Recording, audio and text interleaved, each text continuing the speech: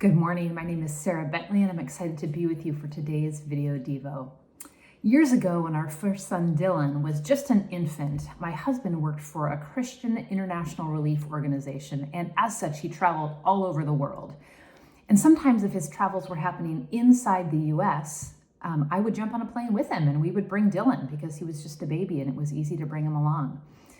But I have this distinct memory that on one of our flights, Jeremy's seat and my seat were separated, and Jeremy was at the back of the plane in a middle seat, and I was at the front part of the plane in a bulkhead in the middle seat with Dylan on my lap. And I remember sitting down that day, and next to me on the aisle in the bulkhead sat down a very well-dressed businessman, and we started to talk and about where we were going and why we were traveling. And he looked at me and he said, "Are you traveling alone?" And I said, "No, my husband is at the back of the plane and I'm here at the front of the plane. We just couldn't get seats together." And he looked at me and he said, "You know what? I've got 4 kids at home, and I remember what it was like to travel when they were little and how difficult it could be." He said, "Why don't you do this? Why don't you point to the back of the plane and show me where your husband is sitting, and how about I trade seats with him so he can come up to the front and be with you?" And in that moment, my heart sank, because I was sure that when he saw that Jeremy was in the very back row in the center, that there was no way this guy was going to want to change seats.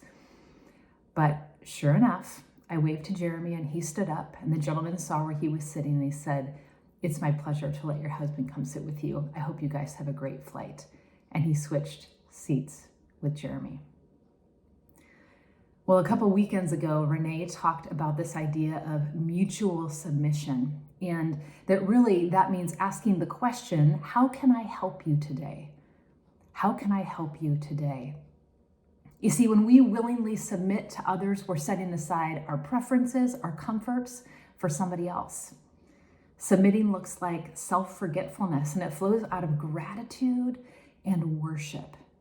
And it flows out of remembering how Jesus has sacrificed for us. And we can submit in this way, we can love others in this way when we remember how Jesus loves us so sacrificially. On the wall in our dining room right behind me hangs this verse, 1 John 4:19, and it says, "We love because he first loved us."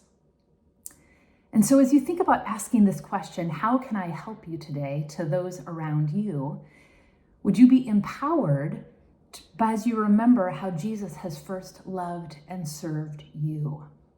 And would your desire to serve others, to submit to others, flow out of that? Thanks so much for joining me today. I hope you have a great day.